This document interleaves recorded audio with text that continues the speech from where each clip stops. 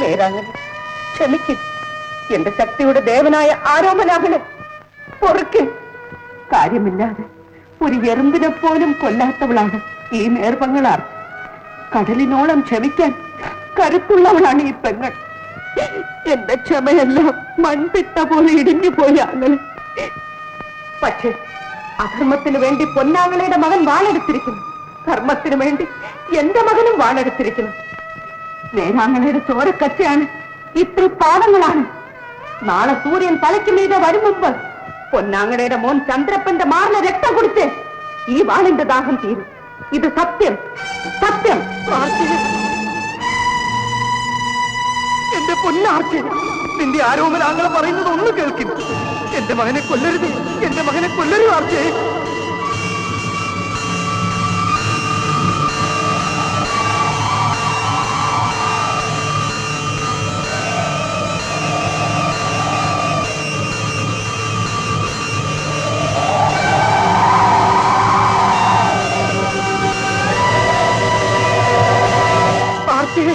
എന്റെ പൊന്നാർച്ചേ, നിന്റെ ആരോമനാങ്ങളെ പറയുന്നത് ഒന്ന് കേൾക്കുന്നു.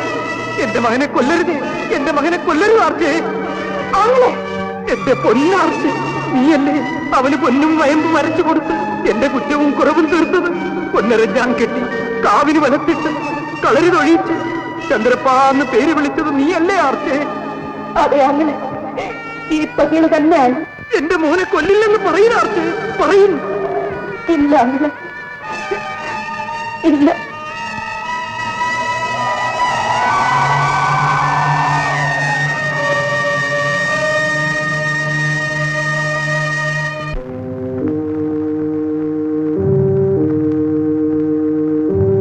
നമ്മുടെ 40 കളരിക്കാശാന്മാരെ കോലശ്രീ നാട്ടിലെന്നല്ല തുളുനാട്ടിലും അംഗശേഖവരുടെ അത്ഭുതം കാണിച്ച് കിടുകിട ഉറപ്പിച്ച ഈ ചന്ദ്രപ്പൻ ചേകവരെ നമ്മുടെ 40 കളരിയുടെയും ഗുരുക്കളായി നാം വായിച്ചിരിക്കുന്നു.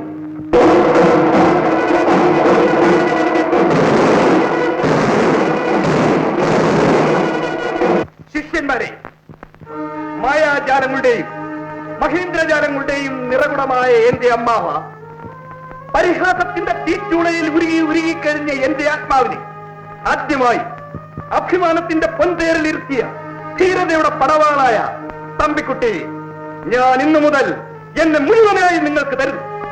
ഇനി ഒരു ശക്തിക്കും എന്നെ പിടിച്ചു മാറ്റാൻ ഒക്കില്ല. ഈ ഉടവാളാണ് സത്യം. നാട്ടാരെ, നാം ജയിച്ചിരിക്കുന്നു. ജയഭേരി മുഴങ്ങട്ടെ, അഭ്യാസങ്ങൾ നടക്കട്ടെ.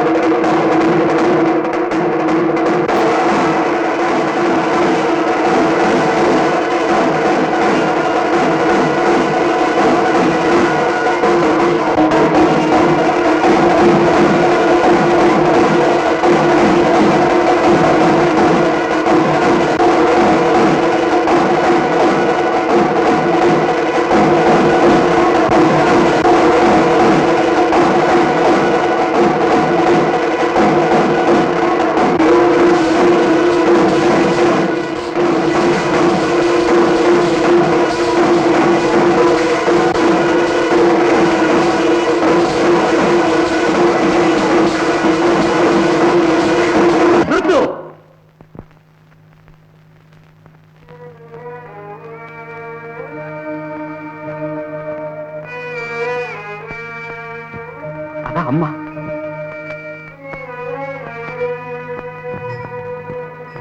എന്റെ അമ്മ വരുന്നു.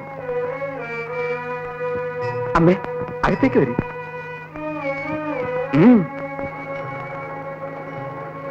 കയറി വരുന്നമ്മേ. ഞാനാണ് തമ്പിക്കുട്ടി. എല്ലാ വിവരങ്ങളും ചന്ദ്രപ്പൻ പറഞ്ഞറിഞ്ഞു. ഈ പെണ്ണെ, നീ എന്താ മരോട്ടിക്കാതിരുന്ന കാകനെ പോലെ വന്നേടം നിൽക്കണത്? ഇത് നമ്മുടെ വീട് തന്നെ. ഐത്തം കൽപ്പിച്ച് നിൽക്കണമെങ്കിൽ നിന്നോളി. വന്ന കാര്യം എന്തെന്ന് ചൊല്ലി. മാക്കം വരും. അമ്മയ്ക്ക് മകനോട് ഏതാണ്ട് പരിഭവം പറയാനുള്ള ഭാവമാണ്. പരിഭവം എന്റെ മകനോടല്ല, നിന്നോടാണ്. അന്യകുടി കയറി വന്ന് അഭിവേഗം പറയും. അന്യകുടിയാണെന്ന് ആങ്ങളക്ക് ഇപ്പോഴെങ്കിലും ബോധ്യമായത്. ഒരേ ചോരയെ കൂട്ടി ഒഴുക്കാനും ഇടം കൊടുക്കല്ലോ. ക്ഷമിക്കും തമ്പിക്കുട്ടി. അമ്മേ, സ്നേഹക്കുറവ് കൊണ്ട് പറയണതല്ല. അമ്മ എന്തിനു വന്നെന്ന് ഞാൻ മനസ്സിലാക്കണം. അമ്മ ദയവായി പോയി ഈ മകൻ അങ്കത്തെട്ടിൽ ജയിച്ചു മുന്നേറാൻ പ്രാർത്ഥിക്കും. ഒരമ്മയുടെ മനോവേദന നിനക്ക് മനസ്സിലാവില്ല മോനെ. 40 കളരിക്ക് ഗുരുക്കളായ ചന്ദ്രപ്പച്ചേകവരുടെ അമ്മ മോൻ അംഗത്തിന് പോണം നിറഞ്ഞ് കണ്ണീരൊഴിക്ക നാട്ടുകാര് കളിയാക്കും. ക്ഷമിക്കണമ്മേ, ചന്ദ്രപ്പൻ അംഗം കുറിച്ചിരിക്കുകയാണ്. അതിനിടയ്ക്കുള്ള നാളിൽ മനസ്സിൽ ജീവനും മരണവും തമ്മിൽ ഏറ്റുമുട്ടുകയാണ്. അപ്പോൾ പെറ്റ തള്ളയുടെ കണ്ണീർ പന്തിയല്ല. ദേവജിയിൽ നിങ്ങൾ ഇവിടുന്ന് പോയിട്ടാണ്. അതേടാ, ജ്യേഷ്ഠനും അനുജനും തമ്മിൽ മൃഗങ്ങളെ പോലെ കുത്തിച്ചാവുന്നതാണ് നിന്റെ വിവേകം. അമ്മേ, അംഗം തൊടുക്കാൻ ഒരുത്തൻ വാളുയർത്തിയാൽ ഞാൻ എന്ത് ചെയ്യണം? മാളത്തിനോടി ഒളിക്കണം? ആയിരക്കണക്കിന് ആളിന്റെ വെട്ടത്ത്, നാട്ടിന്റെ ഉടയവന്റെ വെട്ടത്ത് മുഖത്തു നോക്കി പിഴച്ചു വെച്ച സന്തതി എന്ന് ചൊല്ലി വാളെടുത്താൽ ഞാൻ അവനെ പിടിച്ചുമ്മ വെക്കണോ, വാളെടുക്കണോ? എന്റെ ചോരയും നീരും ഞാനൊരു കമ്പോളത്തിലും പണയം വെച്ചിട്ടില്ലമ്മേ. ഇനി കൂടുതലൊന്നും എന്നെ കൊണ്ട് പറയിക്കും. കുടുംബം നോക്കാണ്ട്, മാനം നോക്കാണ്ട് അമ്മേന്റെയും മാമേന്റെയും മുഖത്ത് കരിവാരി തേച്ചിട്ട് മുലപ്പാലിന്റെ മഹത്വം പറയുന്നു. പോയി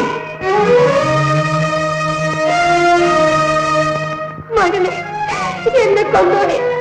എന്നെ കൊന്നിട്ട് നീ അംഗത്തിന് പോയും. അമ്മേ, എഴുന്നേക്കണമ്മേ.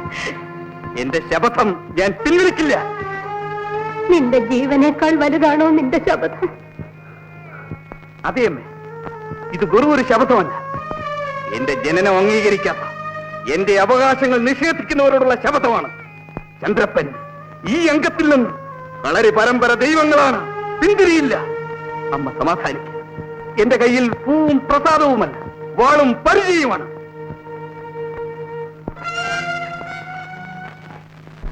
ഒക്കെ ഞാനേറ്റു. അങ്ങനെ ഒരു കൊമ്പിയുണ്ടോ? എവിടെ എന്റെ കുഞ്ഞിന്റെ അച്ഛൻ? എല്ലാത്തിനും ഞാൻ കൊല്ലും. എവിടെ ഇളവന്റെ ഉത്തരമേനി?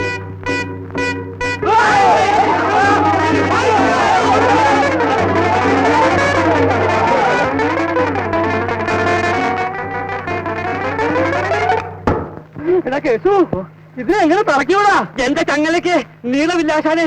ശരി, എന്നാലും നോക്കാം.